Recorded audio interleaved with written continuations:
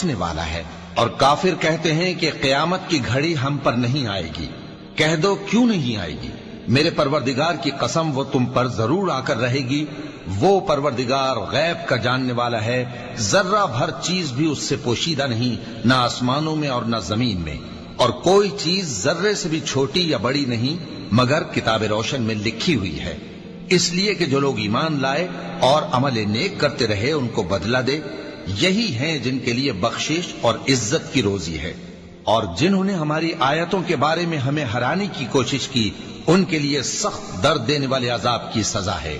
اور جن لوگوں کو علم دیا گیا ہے وہ جانتے ہیں کہ جو قرآن تمہارے پروردگار کی طرف سے تم پر نازل ہوا ہے وہ یقیناً حق ہے، اور اس اللہ کا رستہ بتاتا ہے جو غالب ہے، قابل تعریف ہے۔ اور کافر کہتے ہیں کہ بھلا ہم تمہیں ایسا آدمی بتائیں جو تمہیں خبر دیتا ہے کہ جب تم مر کر بالکل ریزہ ریزہ ہو جاؤ گے تو تم نئے سرے سے پیدا ہوگے؟ یا تو اس نے اللہ پر جھوٹ باندھ لیا ہے یا اسے جنون ہے۔ بات یہ ہے کہ جو لوگ آخرت پر ایمان نہیں رکھتے وہ آفت اور پرلے درجے کی گمراہی میں پڑے ہیں۔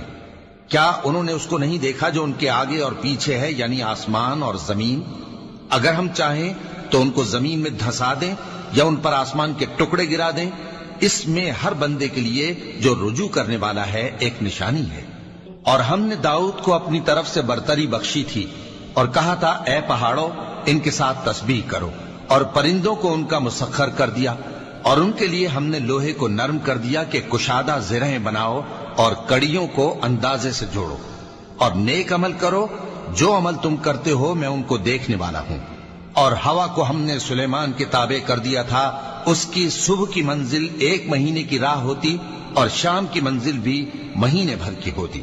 اور ان کے لیے ہم نے تانبے کا چشمہ بہا دیا تھا، اور جنوں میں سے ایسے تھے جو ان کے پروردگار کے حکم سے ان کے آگے کام کرتے تھے، اور جو کوئی ان میں سے ہمارے حکم کے خلاف کرے گا اس کو ہم جہنم کی آگ کا مزہ چکھائیں گے۔ وہ جو چاہتے یہ ان کے لیے بناتے، یعنی قلعے اور تصویریں اور بڑے بڑے لگن جیسے تالاب اور دیگیں جو ایک ہی جگہ رکھی رہیں۔ اے آل داؤد شکر کرتے رہو، اور میرے بندوں میں شکر گزار تھوڑے ہیں۔ پھر جب ہم نے ان کے لیے موت کا حکم صادر کیا تو کسی چیز سے ان کا مرنا معلوم نہ ہوا مگر گھن کے کیڑے سے جو ان کے عصا کو کھاتا رہا۔ پھر جب وہ گر پڑے تب جنوں کو معلوم ہوا اور کہنے لگے کہ اگر وہ غیب جانتے ہوتے تو ذلت کی تکلیف میں نہ رہتے۔ اہل سبا کے لیے ان کے وطن میں ایک نشانی تھی، یعنی 2 باغ، ایک داہنی طرف اور ایک بائیں طرف۔ کہا گیا کہ اپنے پروردگار کا رزق کھاؤ اور اس کا شکر کرو۔